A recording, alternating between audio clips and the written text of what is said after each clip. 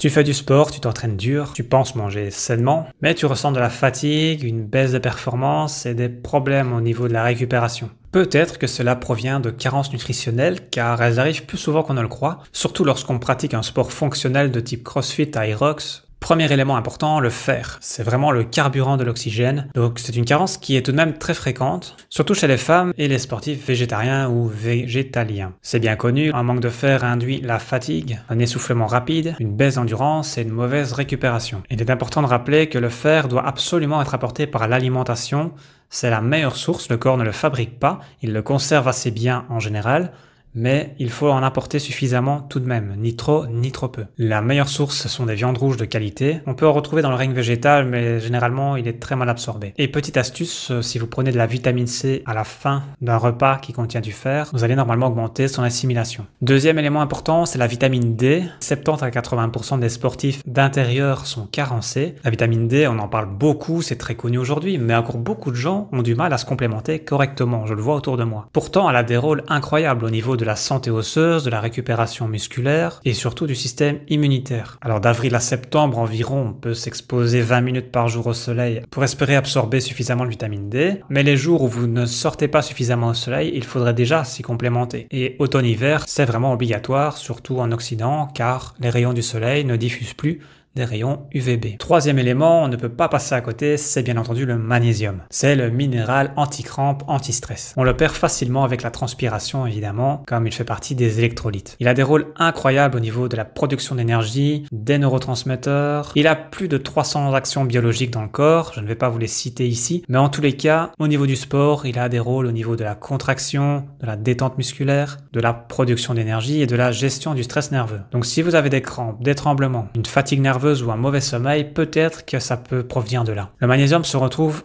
dans les aliments bruts de type oléagineux, cacao, bananes, légumes verts, mais il est clairement essentiel de se complémenter un minimum. La dose à apporter va vraiment dépendre de votre mode de vie, selon vos dépenses, selon vos apports alimentaires, selon votre taux de stress. Si vous avez une journée hyper relaxe, sans stress, ou vous êtes en récupération, peut-être que vous pourrez diminuer l'apport en magnésium, mais les autres jours, il faudra l'augmenter. Ça se joue vraiment au jour le jour, et là aussi, les prises sont fractionnées. On ne prend pas du magnésium le matin pour toute la journée, ça ne fonctionne pas. Il suffit d'avoir un stress 2 heures après pour le perdre complètement. Donc l'idéal, c'est d'en prendre à chaque repas selon les besoins, encore une fois. Quatrième point, le zinc et le sélénium. Je les ai mis ensemble parce qu'ils ont vraiment des rôles importants au niveau immunité et hormonal. Le zinc est essentiel pour la testostérone, la cicatrisation et la récupération entre autres, car il reconstruit. C'est la clé de l'anabolisme. Le sélénium est un puissant antioxydant qui va limiter le stress oxydatif de l'effort intense. Et bien entendu, il a des rôles importants au niveau de la thyroïde. Cinquième élément, les protéines. Bien entendu, c'est le pilier musculaire. C'est bien beau le marketing autour des protéines. Maintenant, on retrouve le mot protéines sur les emballages comme si c'était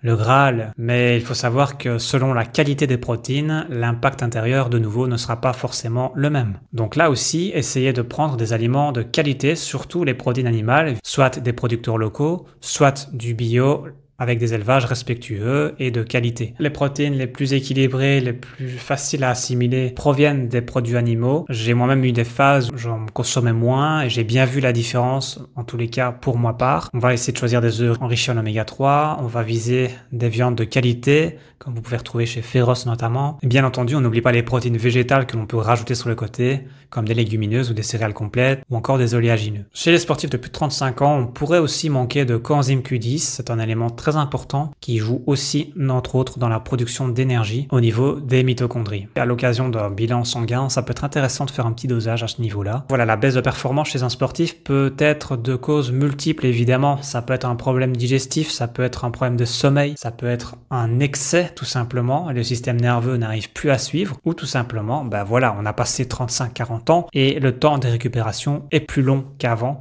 et ça peut aussi être intéressant de s'écouter sans forcer les choses, parce qu'on a tendance à vouloir rester performant à tout prix, se boostant au café régulièrement pour pouvoir soutenir les performances, être au top et se sentir bien et puissant. Mais à côté de ça, si le corps subit, au bout d'un moment, il va dire stop, et là, ça va être plus compliqué pour vous. Donc vraiment, il faut s'écouter, essayer de ne pas être dépendant des boissons énergisantes pour ressentir vraiment votre niveau d'énergie à vous de manière naturelle, pour voir comment vous vous sentez sans ça. Après, si ponctuellement vous en prenez pour vous aider, pourquoi pas. Le sport, c'est donc un stress positif, mais si tu as des carences, ce stress devient négatif. Donc voilà, si tu fais de temps en temps des bilans sanguins, je t'invite à faire attention à ce que tu sélectionnes parce que généralement, on n'y coche pas les bonnes cases et on n'a pas du coup le reflet de certaines choses importantes. Donc si tu souhaites des conseils par rapport à ça, n'hésite pas à me contacter et éventuellement on pourra voir s'il y a besoin de se complémenter ou de revoir son alimentation pour faire les choses bien et qualitativement.